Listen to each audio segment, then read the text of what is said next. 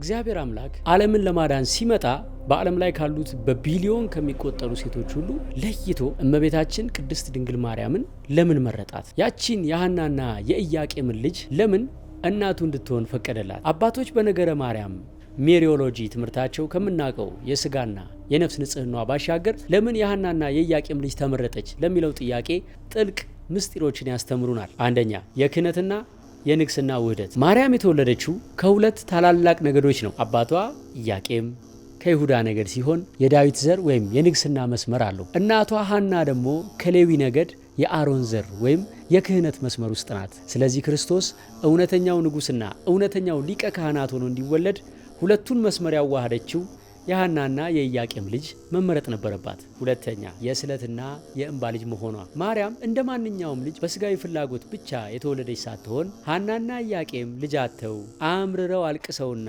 ሱባኤ ይዘው ጸልየው በስዕለት ያገኟት ናት። ከስጋዊ ፍትወት ይልቅ በጸሎትና በትዕግስት ከነጠሩ አረጋውያን በመገኘቷ ጸጋን ተሞላች እንጂ የኃጢአት ዝንባሌ ፈጽሞ አልነበረባትም። የ64ቱ ትውልድ ንጹሕ ማጣሪያ ነው። ይሄ እጅግ ያስደንቃል። ከአዳም ጀምሮ እስከ ማርያም ድረስ 64 ትውልዶች አልፈዋል። እግዚአብሔር ልክ ወርቅ በእሳት እንደሚጠራ እያጣራ በመጨረሻ ያቺን እንከን የሌለባትን ንጹሕ ዕንቁ ከሐናና ከኢያቄም አግኝቷታል። ልክ እንደ ታላቅ የወርቅ አንጥረኛ ወይም ማስተር ጎልድ ስሚዝ ወርቁን ከቆሻሻው አፈር ላይ ለይቶ በእሳት አቅልጦ እንከን የሌለባት ንጹሕና የሚያንጸባርቅ ዕንቁ እንደሚያወጣ ማለት ነው። የሚያጣራው የዘመናት ባለቤት ታላቁ አንጥረኛ ራሱ እግዚአብሔር አምላክ ነው። እርሱ ዓለምን ለማዳን ሰው ሆኖ ሲመጣ ዝም ብሎ ድንገት ከመሬት ተነስቶ ማኅፀንን አልፈለግም። የራሱን ማደሪያ ታቦት በራሱ እጅ በጥበብ እያዘጋጀ እያጣራ መጣ እንጂ። የሚያጣራው የሰው ልጅ ደምና የዘር ሐረግ ነው። አባቶቻችን ይህን ባህርየ ዕንቁ ይሉታል። ከአዳም ውድቀት በኋላ የሰው ልጅ ደም በኃጢአት በጣዖት አምልኮ በነፍስ ግድያና በርኩሰት ተበክሎ ነበር። እግዚአብሔር ግን በዚያ በረከሰ የሰው ዘር ውስጥ ንጹሕ የሆነችውን የእመቤታችንን ዘር ቅንጣቷን አውጥቶ ከትውልድ ወደ ትውልድ ሳይረክስ እናም ሳይቋረጥ እንዲተላለፍ ደሙን አጣርቶታል። ይሄ በጣም ያስገርማል። ልክ እንደ አንድ ገበሬ ምርጥ ፍሬ ለማግኘት አረሙን ከስንዴው እንደሚለየው ማለት ነው። ከአዳም ልጆች ቃየልን ትቶ ሴትን መረጠ። ዓለም በውሃ ስትጠፋ የኖህን ቤተሰብ መረጠ። ከኖህ ልጆች ካምን ትቶ ሴምን መረጠ። ከአብርሃም ልጆች እስማኤልን ትቶ ይስሐቅን መረጠ። ከይስሐቅ ልጆች ኤሳውን ትቶ ያዕቆብን መረጠ። ክፉዎቹን ወደ ጎን እያደረገ ጻድቃኑን ብቻ ከትውልድ ትውልድ አሻገረ። ልክ ወርቅ በእሳት እንደሚጠራ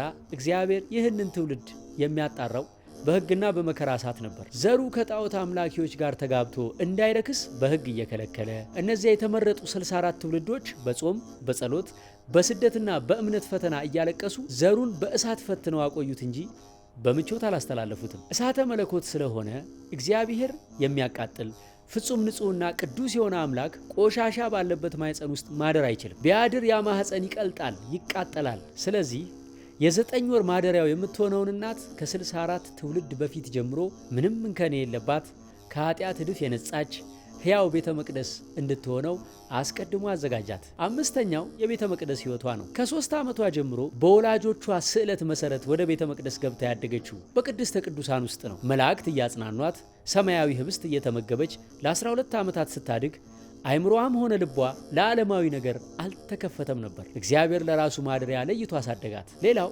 የነቢያት ትንቢት መፈጸሚያ ትሆን ዘንድ ነው። ከዘፍጥረት ጀምሮ የሴቲቱ ዘር የእባቡን ራስ ይቀጠቅጣል የተባለላት ነቢዩ ኢሳያስ እነሆ ድንግል ትጸንሳለች ብሎ የተነበየላት ንጹሕ ሆኖ የተጠበቀው የእሴይ ስር የዳዊት ግንድ በዚህ ቤተሰብ በኩል ስለነበረ ነው። እነዚህ ሁሉ አስደናቂ የእግዚአብሔር ሥራዎች ታክለውበት መጨረሻ ከራሷ ከድንግል ማርያም የተገኘው ትህትና ደግሞ እጅግ አስደናቂ ሌላው የመመረጧ ምክንያት ነው። የብስራቱን ቃል ያለምንም ጥርጣሬ መቀበሏ። ማንኛውም ሰው ያለ ወንድ ዘር ትጸንሻለሽ ቢባል ማህበረሰቡ ምን ይለኛል፣ በድንጋይ ተወግሬ ልሞት ነው ወይ ብሎ ይከራከር ነበር። እሷ ግን የእግዚአብሔርን ሐሳብ አምና ክብሩንም ሞቱንም በእኩል ትህትና እንደ ቃልህ ይደረግልኝ ብላ ራሷን ለሞት አሳልፋ እስከ መስጠት ታመነች። አምላክን ተሸክማ አገልጋይ መሆኗ። እኔ የጌታ እናት ነኝ አገልጋይ ይላክልኝ አላለችም። አምላክን በማህፀኗ ተሸክማ አቀበቱንና ቁልቁለቱን አቋርጣ አሮጊቷን ዘመዷን ልታገለግላት ሄደች። የዮሴፍን ጥርጣሬ በዝምታ ማለፏ። ቅዱስ ዮሴፍ ባልታሰበ ሁኔታ ጸንሳ ሲያያት ሊተዋት ባሰበ ጊዜ እኔ እኮ ከመንፈስ ቅዱስ ነው የጸነስኩት እንዴት ትተይ ልትሄድ ታስባለህ ብላ ራሷን ለመከላከል አልሞከረች። ፈጣሪ እውነቱን እስኪገልጥ ድረስ ስሟ ሲጠፋና የሰውን ጥርጣሬ በዝምታ ታገሰች። አድካሚው የቤተልሔም ጉዞ። ነፍሰ ጡር ሆና ማህፀኗ እየገፋ ሳለ እኔ የምወልደው የነገስታት ንጉስ ነው፣ ለአረማዊው ንጉስ አዋጅ አልታዘዝም ብላ አላመፀችም። አምላክን አዝላ አህያ ላይ በመቀመጥ እጅግ አድካሚውን መንገድ በእግሯ ተጓዘች። ማረፊያ ማጣት። ቤተልሔም ደርሳ የምታድርበትን ክፍል ሲከለክሏት አንተ ሁሉን ቻይ አምላክ ቤቶችን የሰራህ ጌታ እንዴት ቤት ታሳጣኛለህ ብላ አላማረረችው። በበረት ውስጥ መውለዷ።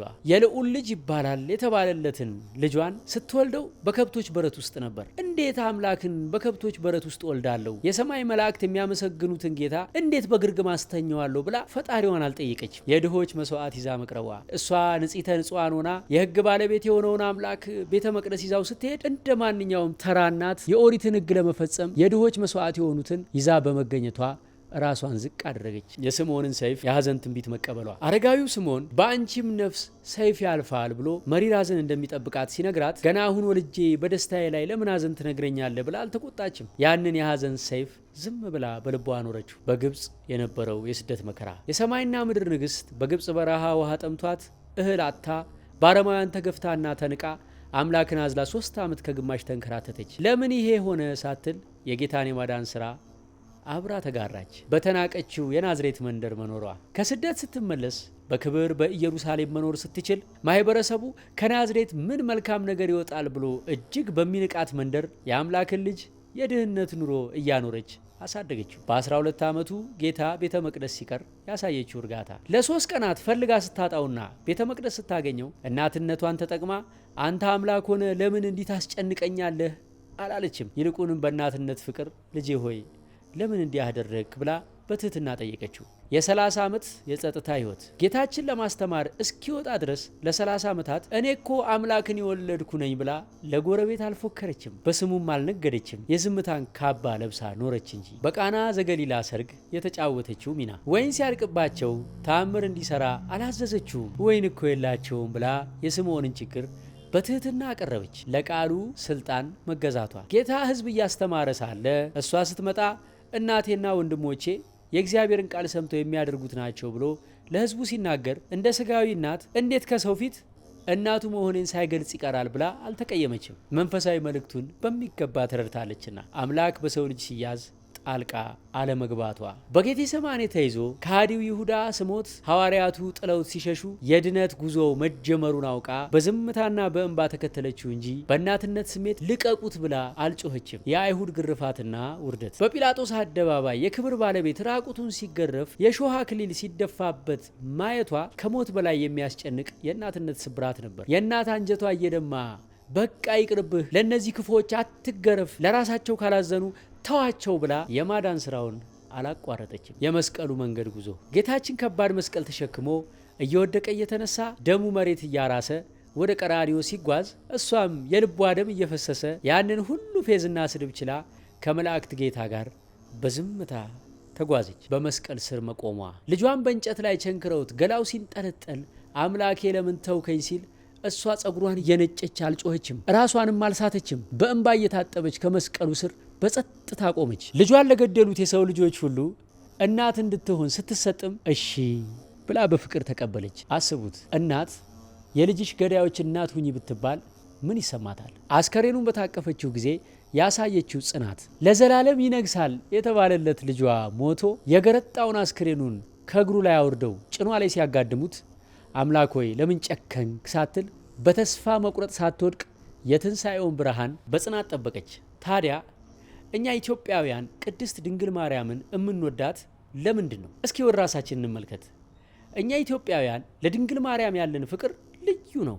ለምን ካላችሁ በመጀመሪያ ደረጃ አምላክን አዝላ በስደት ወደ ምድራችን ስለመጣች፣ አባቶቻችን ኢትዮጵያ የድንግል ማርያም አስራት ሀገር ናት ብለው አደራ ስላሉ ነው። በሁለተኛ ደረጃ ደግሞ እኛ ኢትዮጵያውያን በጦርነት በስደት በሐዘንና በመከራ ብዙ ጊዜ ስለምናሳልፍ የኢትዮጵያ እናቶች ልጆቻቸውን በጀርባቸው አዝለው በስደትና በመከራ ስለሚያሳድጉ ድንግል ማርያምም ልጇን ይዛ ስትሰደድ ሐዘን ስታይ ስለኖረች የእኛን መከራ ከማንም በላይ ትረዳናለች። ልጄ ብላ የምታቅፈን እንባችንን የምታብስ የምህረት እናት ነች ብለው ኢትዮጵያውያን ድንግል ማርያምን አጥብቀው ይፈልጓታል። ኪዳነ ምህረት ለእኛ ሃይማኖት ብቻ ሳትሆን የመከራ ጊዜ መሸሸጊያችን ነች። ገበሬውም ሆነ እናቶቻችን እመቤቴ ኪዳነ ምህረት አንቺ ታውቂያለሽ ሳይሉ ውለው አያድሩ። ሶስተኛ የታቦተ ጽዮን የሺህ ዓመታት ፍቅር። ቤተሰቦቼ እኛ ኢትዮጵያውያን ማርያምን እንድንወዳት ያደረገን አንዱ ትልቁ ምስጢር ከብሉይ ኪዳን ይጀምራል። ዓለም ሁሉ ጣዖት ሲያመልክ እኛ ኢትዮጵያውያን ከክርስቶስ ልደት በፊት ጀምሮ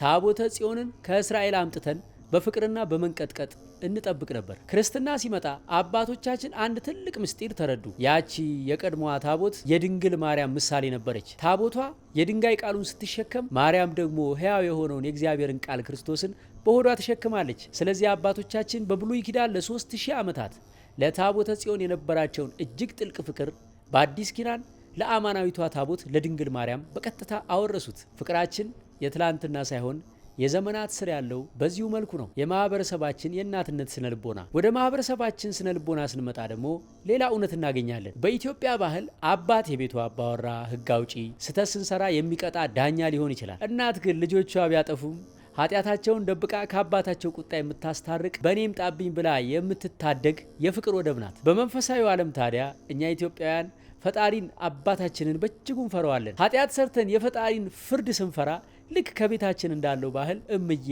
አንቺው ለምኝልኝ ከልጅሽ አስታርቂን ብለን ወደ እርሷ እንጠጋለን። እሷ ከፈጣሪ ፍርድ የምናመልጥባት የምህረት ጠበቃችን ናትና የእውነት ማህተምና የዕለት ስትንፋሳችን መሆኗ ነው። በዓለም ላይ ማርያምን በዕለት ተዕለት ሕይወቱ በቋንቋውና በደም ስሩ ያዋሃደ እንደ ኢትዮጵያዊ ማንም የለም። ሁለት ሰዎች ቢጣሉ ቢከራከሩ ወይም ቃላቸውን ማሳመን ቢፈልጉ በመጨረሻ የሚጠቀሙት ትልቁ ማህተም ማርያምን የሚለው ቃል ነው። ለኢትዮጵያዊ ማርያምን ብሎ መማል ከውል ማስረጃ ከፊርማና ከፍርድ ቤት በላይ የሆነ የመጨረሻ የእውነት ማረጋገጫ ነው። ከዚህም አልፎ ጠላት እንኳን መሳሪያ ደቅኖ ተጠቂው በማርያም በመብርሃን በወላዲተ አምላክ ስለ ጭንቃ አማላጇ ካለ ኢትዮጵያዊ አንጀት የለውም።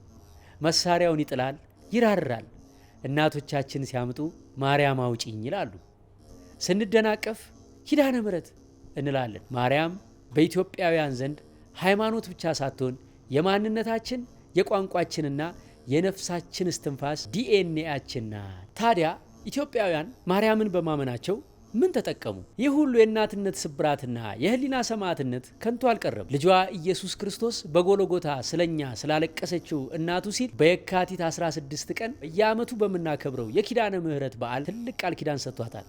ስምሽን ለጠራ መታሰቢያሽን ላደረገ፣ በስምሽ የተራበን ላበላ፣ ቀዝቃዛ ውሃን ቢሆን ለተጠማ ላጠጣ፣ ልጁን በስምሽ ለሰየመ የሰማያዊት መንግስቴን ርስት ሰጠዋለሁ፣ አንቺ የምህረት አማላጅ የኃጢአተኞች መሸሸጊያ ሁኛቸው ብሎ የማዳን ቃል ኪዳን ገባላት። ለዚህ ነው ቅድስት ድንግል ማርያም የአምላክ እናት ተብላ በምድርና በሰማይ ከፍተኛ ክብር የምትከበረው። እናም በእመቤታችን ቃል ኪዳን ታምነን በምልጃዋ ተማምነን ከኃጢአት ከበደላችን ተላቀን የመንግስቱ ወራሾች ለመሆን ያብቃን። የዛሬው ገመናዊ ፕሮግራማችንን ሙሉ ለሙሉ ስክሪፕቱን የጻፈልን ጀሚናይ ወይም ኤአይ ነው። እንግዲህ ያስቡት፣ ይህ ቴክኖሎጂ ስሜት የሌለው ማሽን ነው ይባላል። ግን የሃይማኖታችንን ጥልቀት፣ የሰው ልጅ መንፈሳዊ ምስጢርና ስነልቦና በዚህ ልክ ከተረዳ የእናንተን የቢዝነስ የትምህርት ወይም የስራ ህይወት ምን ያክል ሊቀይርላችሁ እንደሚችልም አስቡት። በዚህ ቴክኖሎጂ የራሳችሁን ህይወት ማቅለል ከፈለጋችሁ አሁን የምትሰሩትን ስራ ወይም ሙያ ኮመንት ላይ ጻፉልኝ። ኤአይ እንዴት እንደምትጠቀሙበት ለእያንዳንዳችሁ በኮመንት መልስላችኋለሁ። ይህንን ጥበብ ተምረን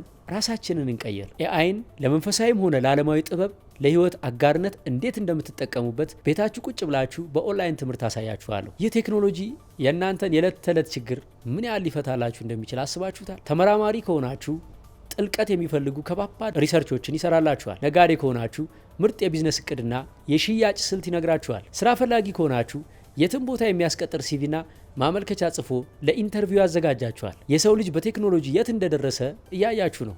እኛ ኢትዮጵያውያን ከዚህ ዘመን በኋላ ወደ ኋላ መቅረት የለብንም። ይሄን ቴክኖሎጂ ከዜሮ ጀምሬ እስከ ፕሮፌሽናል ድረስ የማስተምርበትን የኤአይ ማስተር ክላስ ስልጠና ትሬኒንግ አዘጋጅቻለሁ። ከስር ዲስክሪፕሽን ላይ ወይም ኮመንት ላይ ፒን በተደረገው ሊንክ ገብታችሁ አሁኑኑ ተመዝገቡ። ኑ አብረን እንዘምን፣ አብረን እንማር። ለዓለማዊና ለመንፈሳዊ ተጋድሏችን እንደ ጥሩ አማካሪ አድርገን ኤአይን መጠቀም እንችላለን። ነገር ግን አደራ የምላችሁ በመንፈሳዊ ህይወትና በምርምር ደረጃ ኤአይን ስትጠቀሙ ሁልጊዜ በምድር ላይ ካሉ አባቶችና ከራሱ ከኤአዩ መረጃው ትክክል መሆኑን ደጋግማችሁ ማረጋገጥ አለባችሁ። ይሄ ቪዲዮ በየቀኑ ይለቀቃል። ዶንኪ በጎን ሰብስክራይብ አድርጉ። ነገ ምሽት በሌላ ጥያቄና መልስ እንገናኛለን። መልካም ቆይታ